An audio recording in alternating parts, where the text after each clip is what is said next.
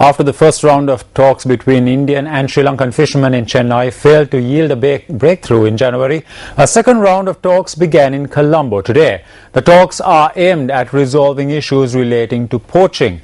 The second round of talks between the Indian and Sri Lankan fishermen ended without agreement. The second round of talks between Indian and Sri Lankan fishermen began in Colombo this morning. The Indian delegation comprised of 19 fisheries organisation representatives and 8 officials representing 2 Indian states and the central government. Members of the Indian High Commission in Colombo also attended the meeting in the capacity of observers.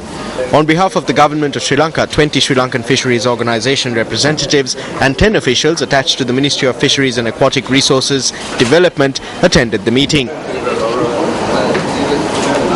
During the discussions this morning, Indian fishermen had requested that fishing activities between both countries should be carried out based on mutual agreement. However, Sri Lankan fishermen had objected to the move and said that Indian fishermen engage in fishing in Sri Lankan waters. Responding, the Indian fishermen had said that they do not use illegal equipment for fishing and had reiterated that the use of such equipment is also banned in India. The Sri Lankan fishermen had rejected this claim. Incidentally, during the discussion, the fishing authorities here in Sri Lanka had screened the Kachativu expose documentary compiled by Newsfirst to provide evidence on illegal poaching carried out by Indian fishermen in Sri Lankan waters.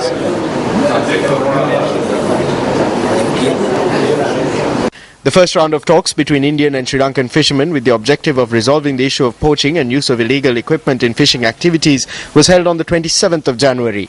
The first round of talks ended inconclusively. Accordingly, fishermen from both countries agreed to schedule the second round of talks in March in Sri Lanka. However, the scheduled meeting between both countries was postponed on 2 occasions.